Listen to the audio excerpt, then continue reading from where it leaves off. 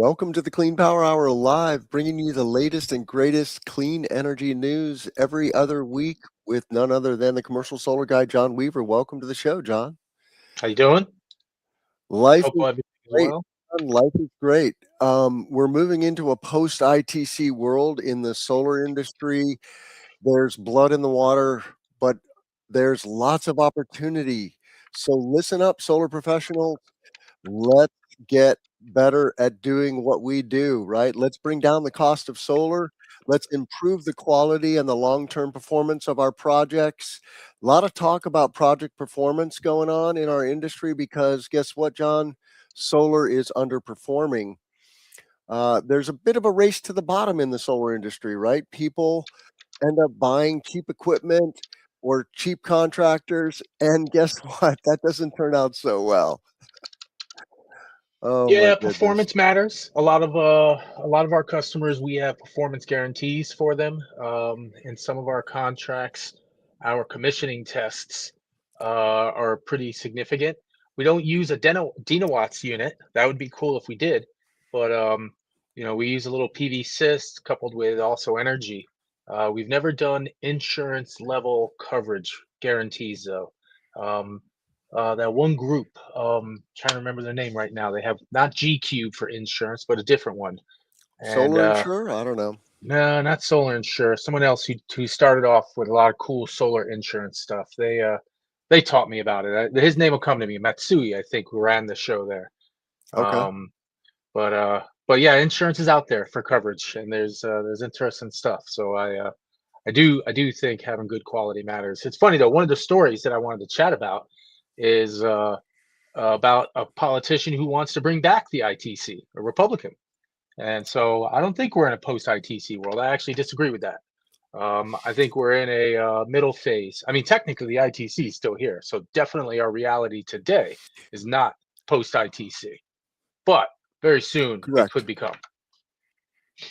Yeah, I'll put this on screen. I just did, I just dropped an interview with Costa Nicolau from RE Boston, Hmm. and we talk about this, the ITC going away and whether or not it's going to come back. And it's fine to hold out hope that it's going to come back. If it comes back, that's only a good thing. And Hmm. it is an accelerant, right? And it's interesting that we have a Republican who's fighting for bringing the ITC back. We're not in the post ITC world, but I like to say, for all intents and purposes, we are, because it's only a year and a half, a little more than, let's say 2 years, right? 2 years away. And of course, if you're safe harboring, and then you've got a longer runway, but we all have to be prepared for it to go away. But what's the story with this Republican is it Pennsylvania? Yes.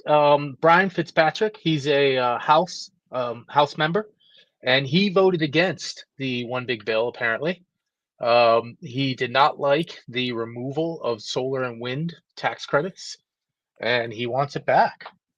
And he actually lines up with things I was hearing from other people. Like, I remember reading before when the OBB was being talked from folks who were saying, listen, right now we're talking about the tax credit going away, but we think it might become permanent in 2028. Like that was the exact opposite of the things I was hearing. We're seeing the tax credit go away, but at the exact same moment, people are saying, nope, it might become permanent. And that really surprised me to hear that. It's like in the midst of my depression, it's like, oh my God, what are we going to do to get moving? We're hearing the opposite a couple years down the road. Now, that's a nice little thing to satiate your soul and make you not fight for the thing that's in front of you. But now we're starting to see it. I mean, we got a Republican who's going to push for it, and I wouldn't be surprised. I mean, the original tax credit came from George Bush, and then the tax credit was Republicans who controlled the House and the Senate in 2015 extended the tax credit. That's when we had our massive 2016 year because everybody thought the tax credit was going to end. So, do I think tax credit's coming back? I do. I believe so. I did a little poll. Did you see my poll that I did on No. LinkedIn by any chance? How did that Oh play man. out? Well, we should share the results with everybody and show it. So If you can find that, put it on screen. I'm coming to it right now. Here it is. Here's the post. So yeah, so we did a poll. I did it on LinkedIn. Got a lot of thoughts there, and here it is. I just found it. Let's zoom in on this thing and see what's going on. So um, let's do a share. Yeah, boom. Let's share my screen.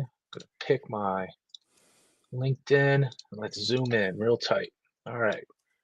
So we got my poll here. Oops. All right. So I hope is that big enough for you guys to read it, Tim? At least for Yeah, the that's people on the good. screen. All right, great. So do you think the US 30% federal tax credit will be reinstated? And we got 135 votes, so that's a decent number. I don't know if that's scientifically appropriate, but because I'm not a scientist. But if you look at it, 25% just said yes. Another 25 said yes, but different. 39% said no, and 11% they just wanted to see the results. So we sort of had if we think out of this chunk here, we got a 50% versus 39. So that's not overwhelming or anything, but that shows that some people think, hey, maybe. Hmm. And there's some opinions on it. And And a you think couple the predominant yes but different is yes but permanent, no, no, or no, no, yes no, but just different. smaller? No, just different. Who knows? That's Hmm. what everybody I put different just cuz I thought different might fit, but Yeah, I have no idea. Um yeah. yeah. Okay. Yeah, I didn't yeah, permanent might be it. Cool, Well, but I'll just who say knows? I've been having a lot of conversations about this at at Intersolar the last couple of days Mhm. with manufacturers. Okay, and these are people that benefit from the ITC. Okay, it affects uh, the whole spectrum of solar companies, whether you're a manufacturer or an installer or developer or asset owner. But I'm not hearing a resounding confidence in it's coming back. And I just think it's healthy for us to behave as if it's not. And Of it's okay course. to lobby for it and talk to your elected officials and say it is a good thing. It is a good thing. Okay. But let's not bank on it. We have to, in my opinion, be more focused on bringing down the cost of solar, reducing the soft costs, making the permitting and interconnection faster and easier, and improving our quality. Long-term performance is a big issue. The other signal I'm getting is that there's now a very significant repowering industry, John. It's growing. Um, I was talking with my friend Eric at Omco about a big repowering job where they're going to tear off Series 4 First Solar modules and replace them with Series 7. Those Series 4 modules that were installed in 2013 are only 120 watts, John. It's Wow. crazy how technology has changed in just 13 years. That's cool. Because I don't those know much Series about 7 modules are like 750 watts. they're also really big too. They got really big the next round. So yeah. Yeah, And their yeah, efficiency is way up as well. yeah, yeah. So, So yeah, so I agree. We shouldn't. I mean, technically, it's going away. It's going away in a year, in 2 years, roughly. yep, And for my business, it's still very important because our projects, we're not going to really participate in projects that go that are going to that need to safe harbor by this summer. We may participate in one or two at most, but that's not going to be our bread and butter. Our bread and butter is going to be projects that'll finish at the end of this year, projects that'll be finished at the end of next year, and then after that we have to start figuring out what's coming next. And I would say, the region that we're in, New England, we have very high energy pricing. It counters by having high labor costs because unions are very strong with electricians yeah. and they have a lot of control up here, which is good. I like paying, but that's what our market is. So who knows what's going to happen? This is a bipartisan supported piece of legislation. Everybody likes getting rid of tax credits because rich people get to use tax credits and Residential people like tax credits, and I personally believe it's an important tax credit to have because it's really, to be honest, it's not really a tax credit. It's not really an incentive, in my opinion. In my opinion, this is really just a carbon tax in another form that's directly applied, that doesn't allow politicians to extract the tax and stick it Hmm. somewhere. This is a direct application of a carbon tax that's politically palatable. So, Hmm. but who knows? We got to All get right. it to work. We got to build. Doesn't matter. Let's talk So about batteries. You found a wait, story. Found a before story. that, You wrote a story. I wrote a story. You wrote a story in PV Magazine. When the sun sets, batteries rise 24/7 solar in California. I love this story. I want to jump in front of it though. It's the story of the week. I need to cover it, but we had something very big happen. You actually knocked it off the list, Tim. I knocked it. Supreme Court. The Supreme Court made a big ruling in the last couple of hours. I don't know if you noticed that. The Supreme Court overruled, said it was illegal, Trump's global tariffs. And I want to just clear this up and communicate it to people in a manner that it grabs them properly. So, we'll go back to this story next because this is actually my favorite story of a while that I've gotten written. I don't see it on But the doc though. I deleted it. yeah, it was at the top. Don't worry, it's where you put the link for the show. It was right there. Oh, But it's all right. We don't even need a story. We can find one if you want. CNN.com, I have it. Whatever. Just type in CNN.com and this one. Trump's tariffs. So the Yes. Supreme Court is saying that was not legal, putting tariffs on solar equipment. No, that's why I have to talk about it. We have to be a little more refined in the conversation. So when Okay. he came into power, he added a 10 to 50%, 100% tariff against everybody, just like the whole world. It didn't matter who you were, didn't matter what you looked like, tariff. You're alive, tariff. You're from somewhere else, tariff. Yeah. If I don't like you, tariff. And that was it. If you don't be nice to me, more tariff. And that's the way it worked. And so the global tariff, which right now I think is at 10% against everybody, and it's just everything coming into the country, unless you bribe them somehow, you got a tariff. And some of the tariffs are pretty big, 45%, 50%.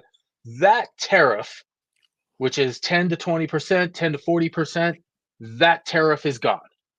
I don't know how it's going to work out, but it's illegal. So I think they have to stop collecting it today. But all the other tariffs that hate our industry, the Section 232, which is coming, the there's just various tariffs, all these ACDV things, which I can never say the name right, ACD/VD, whatever it is. Those tariffs are still there. The battery tariffs are still there. The China tariffs are still there. So the tariffs against the Southeast Asian countries, those are still there on our modules. So I just, So why are you so excited about this? it's an important thing to bring up. We just knocked off 10, 20% off of, like, say, copper, off of just random stuff, steel, aluminum, extra tariffs. But we got to talk it out because it's important to know what it doesn't mean for us. We still have import tariffs on modules that double the price of our modules. We still have a 40 to 60% tariff on battery imports from China. So some are gone. Most of them are still here for our industry. So it's news. It's news that we shouldn't sell. We should celebrate a tiny bit, but not as solar people. We should be like, all right, cool, and get back to work because. But so whatever. is this potentially one domino of many that could cascade into real significant change in our industry? No, I don't think so. Okay. This is Wishful I don't think. thinking. Sorry. Yeah, I would love to. I'd love to tell you that, Tim. Me, I'm a happy guy. So, no, sorry, All Tim. right. Well, let's get happy on batteries. Yeah, Okay. yes, much better, much better. I like this story. Let's do it. You got to scroll down. Show us the graph. And I There's a will graph say, there. John, there's a clear signal at Intersolar. The show was smaller by about a third this year, but the number of battery companies was probably doubled. And there's more battery companies now than there are solar module companies at this show. That makes sense. That makes It sense does. because there's going to be a billion batteries. It's going to be so hard to know which battery to pick, man. Everybody's going to package it their own special way. It's harder. I think batteries are easier to assemble as a package than a solar panel will be. I don't know that because I'm not a manufacturer. I don't know jack, but just a thought. All right, here's the chart of the day, man. We got to zoom in on this thing.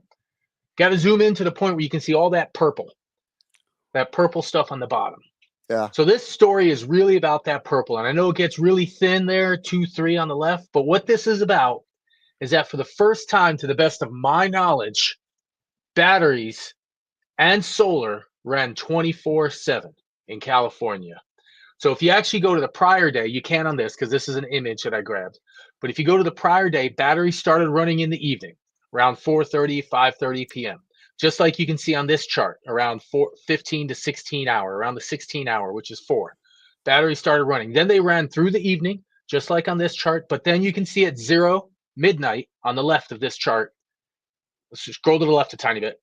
You can Yeah. see the batteries started running at midnight. And Right. for the whole morning, they kept running. I know it looks really thin, but I double checked.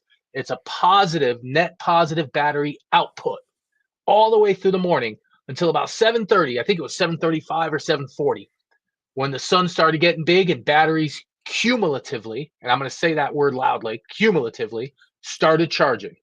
And then they charged all day long, right up till the evening, and then they hit their stride in the evening. And then they ran till like 12:30. So this here's the line. Here's the sales pitch line, Tim. For the whole day, California was solar powered. 24 hours because those batteries they charge in that big old purple chunk that's in the middle because that Yeah. electricity is dang near free. That's like 1 cent per kilowatt hour electricity. That's cheap stuff that they're getting. It would have been curtailed. That electricity would not have existed if it weren't for the batteries.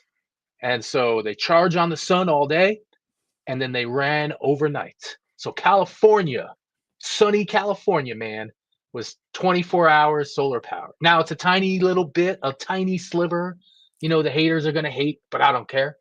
And the batteries ran, dude. The batteries ran. And here's a little nuance. That is a large collection of hundreds of batteries. So Right. there is no one battery that ran Probably thousands. 24/7. Yes, yes. Well, this is only utility scale. This doesn't include distributed, Okay. which is in the tens and hundreds of thousands, Tim and Cali. But but yeah, so there's where I'm saying that one battery. So it's not one battery that ran, it's the fleet of batteries that ran. And that's what's necessary. That's what Cali wanted anyway. And so that's just cool, man.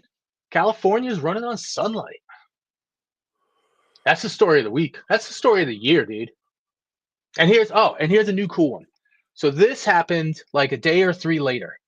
So what this is showing is that batteries at 5997 for the first time, to the best of my knowledge, were the number one morning electricity source, Tim. We all know about the evening peak.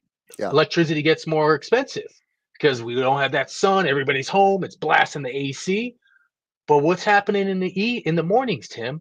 Electricity is more expensive in the morning now because people are waking up. They're turning on their toasters. They're taking hot Hmm. showers. They're turning on the lights. They're moving. Yeah. And before the sun starts to hit, the price goes up. And so for the first time, price signals, and that's the key, price signals have motivated the battery people to Hmm. output in the morning and the evening. And Yeah. for the first time, to the best of my knowledge, batteries were the number one morning source. So now we have number one in the morning, number one in the evening, and then solar just blasting it. So we're pretty soon going to have a day where batteries are going to be the number one source at like 6 a.m. And then it's going to go to the number one source of solar at like 8. And then solar is going to be number one until 5. And then batteries are going to be number one till like 10. We're going to have like 15 hours of nothing but sun and batteries dominating the California grid. It's coming shortly. It's coming shortly. So pretty cool stuff. I'm excited about it. It's a good story. I took a webinar from Ohm Analytics and Q Cells last week, and if you haven't seen this webinar, check it out. You can just Google it. The recording is out there on the Ohm Analytics. I think Ohm has published it, but they break down the CNI or DG battery market and Mhm. highlight different markets. And Illinois is one of the largest DG battery markets now, thanks to our new Surge legislation, the VPP. I ran into a company. I I didn't get to talk with them, but I learned about it called Lunar, just Luna. like Lunar the moon, right? Lunar ESS, check it out. They're entering the Illinois market. This is the batteries as a service market like Base Power. Base is installing a 40 kilowatt hour battery that looks like a AC unit outside the home, and then it provides grid services, VPP, and resiliency if and when you need that. So the battery only thing is really going to be a hot market now for us, right, in the US. I We're going agree. to we're going to see a lot of battery only. Solar and storage is great, right? That's the PB&J. I love it. But we're also going to see battery alone at all scales, right? Individual buildings up to utility scale. Totally agree with that. Totally agree with that. Yeah, batteries, you can deploy batteries so quickly and easily. Well, I don't know about easily, but so quickly in a space versus, say, big solar plant. And with wireless tools, with VPPs, you can move the energy where you need it, and then that local battery does great work. This is NREL. NREL is what their name is. They're not something of the Rockies, whatever. NREL, National Renewable Energy Laboratory. They're awesome. My favorite people in the world. NREL did a great report looking at where battery cost makes sense relative to demand charges in the U.S. And back when that report came out, five-ish years ago, plus maybe, I think they were saying like $15 to $20 demand charges were needed, and that was like half the country. But then battery prices dropped by 50%, 75% since that report. Yeah. So I really want to get good at batteries. I'm actually talking with a local a startup here, Harvard kids. They're starting a little company and they're trying to do batteries direct at the location. And Hmm. I think it's a great idea. And I want to pat them on the back and tell them to work hard because I believe in that idea. So maybe we can interview some Harvard kids. So yeah. Anyway, batteries are great, dude. Loving it. Do you really want to And talk about rising electricity prices? well, I think we should bring it up at least just for a moment to make sure that our customers, our commercial developers, our people that are, we need to be refocused on, you're talking about the ITC going away. Well, guess what? Electricity prices going up 7% this year, 7% next year, and then slowing down a little bit the year after is about equal to 10% of an ITC, Tim. You Yeah, jack up no, the I'm price of I'm kidding. electricity. I love talking about this because I've coined a new expression. Um, rising electricity prices, rising electricity prices is the only guarantee, and they're significant. What did this story say? 40%? So 40% demand growth. 6.9%. Yeah, Um, 40%, dude. Wow. so there's one guarantee and well, there's two guarantees. Prices are going to Taxes. go up, and the cost of solar and batteries is coming down, and together that's anti-gravity for our industry, bro. I, yeah, we have that now. We do have some cost upward pressures within our industry, labor costs, um, materials like silver and copper, but more broadly, energy is outpacing that stuff. So yeah, so I just, as commercial developers, I want to make sure that we as retail, as salespeople, keep in our head clearly, price of electricity is complex. It's not even across the nation though. So there are reports out there that break down the electricity price increases on a state by state regional level. So if you're a local sales guy, you need to like know your region well. Because I mean, look at this. Illinois, Yeah, Tim. Geez. Look at Ohio. Look at 16%. Virginia. Yeah. 16% year over year in Illinois, 12% in Ohio, 13% in Virginia, only 4% in Texas. Kudos to Yeah. Texas. And 1.2% in California. Kudos to California. There may be a signal there. You know, Texas and California have the most solar and batteries. So maybe that's working. I don't know. That's signal, dude. That's a signal. I mean, Illinois' electricity shouldn't be going up. You guys have like 50% nuclear, and that stuff's fixed, isn't it? 40% nuclear. Yeah. Yeah, Um, Well, we are getting data centers, so there is load growth in Illinois, and that's probably the root cause. But and electrification. I mean, the charging infrastructure is growing. Even though there's a dip in EV sales in the United States, right, or it's flat, it's not really growing that quickly anymore. It'll come back. The first principles of electrification of transportation and electrification of HVAC just rule the day, right? Um, those are better, more efficient technologies, fewer moving parts. They're going to win.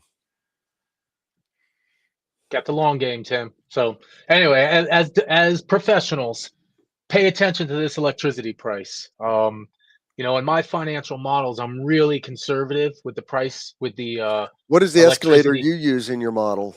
I use 2.5 or 3, and I'm in New England. I use 2.5 or 3. I Yeah, don't want to go above 3 because long term is 2.8, 2.5 in the US. It's yeah, lower than inflation historically. We're just in a funny period. We should probably be doing it 4, but who knows? I mean, in Rhode Island, the price of electricity went down this winter versus prior winter. really. So it's, yeah, because Rhode Island had very expensive gas due to other things going on around the world. So we got to be every person is local, Tim. We live in a state level industry. Illinois is very different from California. You just saw with that Yeah. electricity rate. So we got to be local professionals. Well, I see a 4% escalator is quite common. All right. Uh, I have the privilege of working with a variety of EPCs, and so I get to see what other installers are doing, and I Yeah. see a lot of 4%. And I stand by that. I have no issue with that, but I also think 3% is very reasonable and fair. I mean, that's one of the things about running a solar cash flow, John, is there's some subtle ways that you can tweak the numbers to make things look better than they may actually be in reality. Yeah. Well, Um, but do you want to talk about aliens? yes, absolutely. Come on. This is a fully energy story, sort of, kind of. Looking for advanced aliens. Search for exoplanets with large coal deposits. Yeah, come on. I just thought this was a fun one. So just the story. Well, just 10 seconds just to entertain ourselves. Some researchers, this is just a hypothesis. They're coming up with ideas. They say, if we want to find societies in space that are like ours, that were able to do advanced things, one thing we should consider is coal. And the reason is that coal led to our ability to create hardened metals. And these Hmm. hardened metals were the Right. pathway to us doing, modern civilization stuff. Yeah. Steel, baby, Yep. hard steel.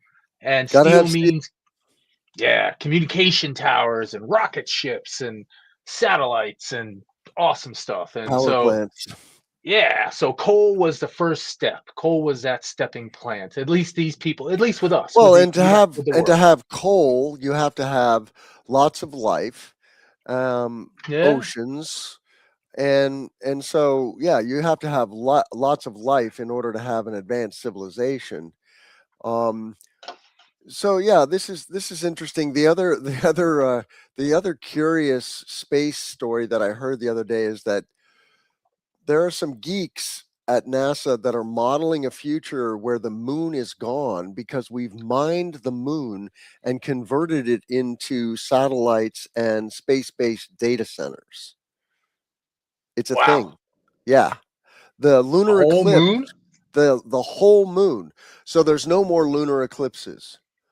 Um, Huh. now, when you Google this, right, you do Or see that solar eclipses. the Both. conversation the conversation about space-based everything, you know, AI data centers is definitely getting news, right? There's Yeah. Elon is talking about it. Google wrote a report on this, and you get a lot more radiation in space than you do here on Earth. So Hmm. I do think I do think that we will we will build space-based data centers. It's just a question of how soon. Yeah. Um, Now, finding aliens on a distant planet, I don't expect to see that in my lifetime, but I'm okay with the concept. It's very I do. likely that they're out there, right? They're just most of them don't get off planet. And you Probably. see that with humanity. We're busy shooting ourselves in the foot, John. We- it's very hard to mess up, and it takes a lot of work to mess up. So we got to be focused on that, Tim. You mean to not Got to mess up? no to mess up. We're shooting ourselves in the foot. It takes a lot of Oh, focus to be able to shoot yourselves in the foot as much as we are. So, we're doing a damn good job. all right, all right. So that's it. So if you're a space alien searcher, start looking for coal. That's the pitch. That's the sales pitch. All right. Now there's a story about Hithium says world's first Yes. open door first test of its 6.25 megawatt hour BESS was completed. Tell me Open about door Hithium, test. John. I've seen the name, but I'm not familiar. Where are they out of? So they are a Chinese battery manufacturer. They're one of the leading edge manufacturers, one of the biggest. Um, they they're I see them just deploying all around the world. So lithium, lithium, that's their pitch. Maybe Right. in To lithium play on phosphate. lithium, right? Yep.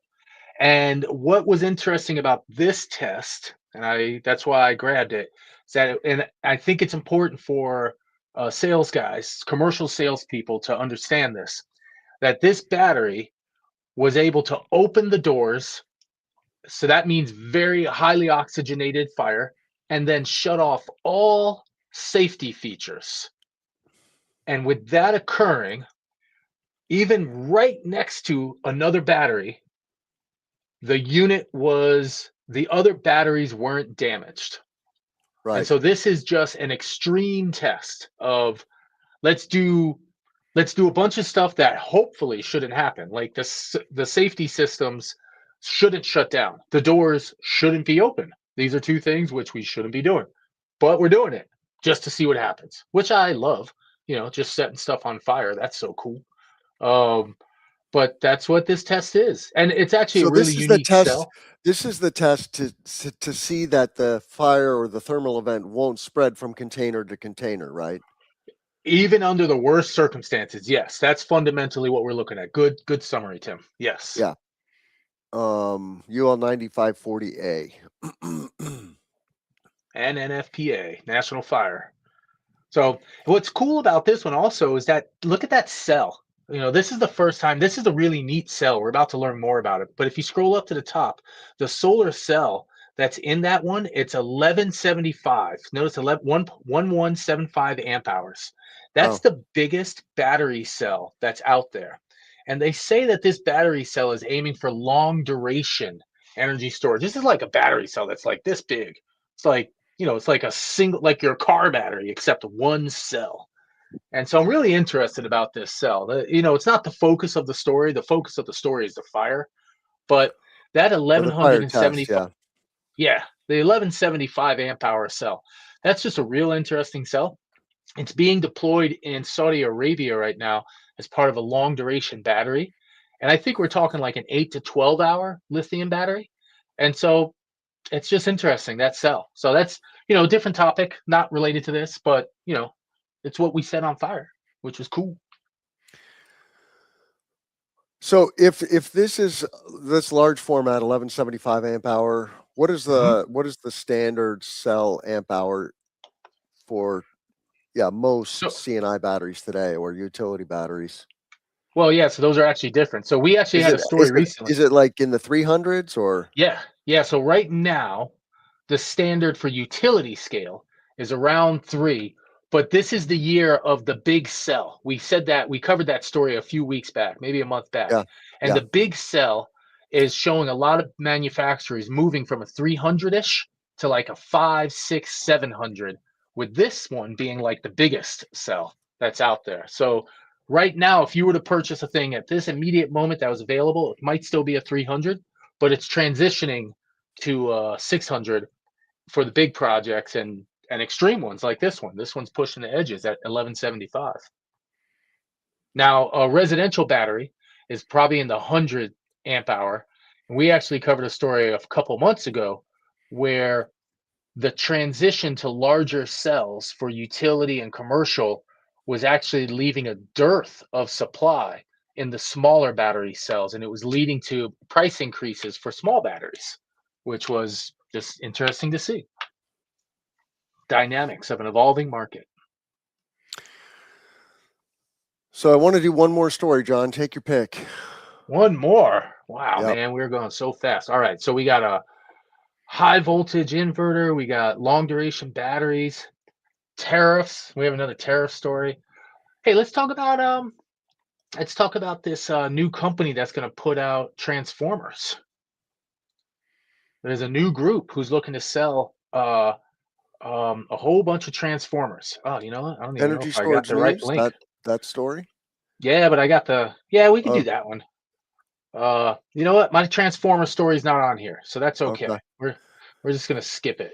Uh, put pressure on me.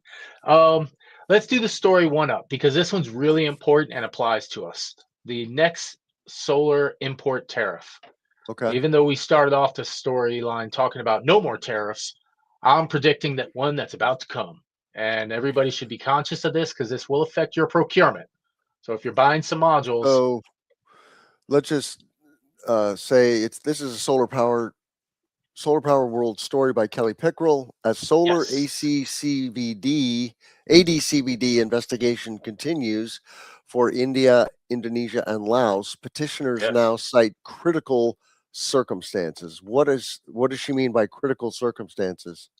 Well, I'm going to share this and you're going to see the critical circumstance. And it's going to be this right here. Bam. This is what they mean by critical circumstances. So this chart represents, this is everything that was happening before a tariff hit right around here. If you so what I'm showing on the chart on the screen, everybody, it's monthly imports of solar panels for silicon panels, mostly from Southeast Asia, Cambodia, India, Indonesia, Laos, Malaysia, Thailand, and Vietnam. And you can see from like January of 2024 through about October, maybe even just end of the year, you can see that the volume just crashed. And then after the rulings of the tariffs last summer, you can see the volumes in all these other countries stayed down, except for one country, and that country is Indonesia. And if you go back to, let's say, January of 2024, it looks like 6 megawatts of solar panels came from Indonesia. Mm-hmm. But last month, no, in December, no, November, 2.5 gigawatts. That is the special circumstances that they're saying. It's like, listen, we tried to get rid of the tariffs. Now the whack-a-mole is happening again, and all the modules are moving to Indonesia. And now Indonesia is doing an end around on our tariffs. We need to file a lawsuit and we need to fix it. And here's another one. We got we got cells coming from Indonesia, and we got cells coming from this great country, South Korea. So these are the situations that these guys are going to sue about. They're going to be like, hey, you need to protect us from everybody. South Korea's doing too many solar cells. This is going into Georgia and their facilities there, and then Indonesia. So in essence, Indonesia sent in 1.5 gigawatts of solar cells after being at zero, like borderline zero, and 2.5 gigs of modules. So expect that those modules that you utility scale people are buying from Indonesia and those cells that you module manufacturers are buying, expect to get whacked. It's just going to come. It's what's next. So that's the critical circumstances that the solar module people are suing over. Yeah. I'm glad I don't work in the solar module space. Uh, That's hard business. it's hard enough helping my clients navigate this territory, and shout out to Chris Letman. I did an interview with him yesterday on the show floor at Imperial Chris is great. Star. Yeah, He's smart. Chris has been on the show. He's a friend of the pod, but what we see is if you're a module maker now, you have to have a menu of options, right? You have Mm-hmm. domestic content, FIAC free, non-domestic content, FIAC free, and then non-domestic, non-FIAC free. 3 flavors, and that's just life. As a solar module maker, got to do it. That's it. You're right. That's All it, right. Well, Tim. we'll be back in 2 weeks, John. Any closing thoughts? Oh, I want our listeners to know that I will be in Milwaukee March 17th at the NABCEP conference. I'm hosting a reception. I would love it if you would fly out to Milwaukee, John, and join me on March 17th. I'll buy you a plane ticket, brother. I mean that in all sincerity. I will fly you to Milwaukee to join me at the NABCEP reception that I'm hosting from 6 to 9 p.m. in Milwaukee. Check it out at cleanpowerhour.com at the events tab. Okay, you can register for free. We have space for, I think, 70 people. And we're going to drink some Milwaukee beer and network our butts off with solar professionals. That's my only regret, John, from the last 5 years of being a consultant to the industry is not going to enough events. So I'm stepping on the gas. I'm also going to RE Plus Southeast in Atlanta at the end of March. So if you're in the Southeast, come see me in Atlanta. Big ATL, baby. I Yeah, like that baby. place. Very easy to get to, right? One of the biggest airports in the world. So, John, how can our listeners find you? Commercialsolarguy.com is our website. I'm on LinkedIn, John Fitzgerald Weaver. And apparently, and this is kind of cool, if you ask ChatGPT or something about who's the coolest, smartest, best looking solar expert, apparently I pop up on that list. It's kind of neat. I've had a couple of inbound leads, people asking ChatGPT. So apparently the AI you can find us as well. So that's another place. How So on earth did you pull that off, John? you know what? I'm on the tubes 24/7, man. So the machine sees me as like a brethren. It's like, you're fleshy, but you're a nerd. So we're gonna bring you in house. We need you. I love it. I love it. All right, John. Well, thank you so much. And thank you all for being here. We had a good live audience today. So, really appreciate everybody listening to the show. And all of our content, of course, is at Clean Power Hour. With that, I'll say, let's grow solar and storage. I'm Tim Montague. Thanks so much, John.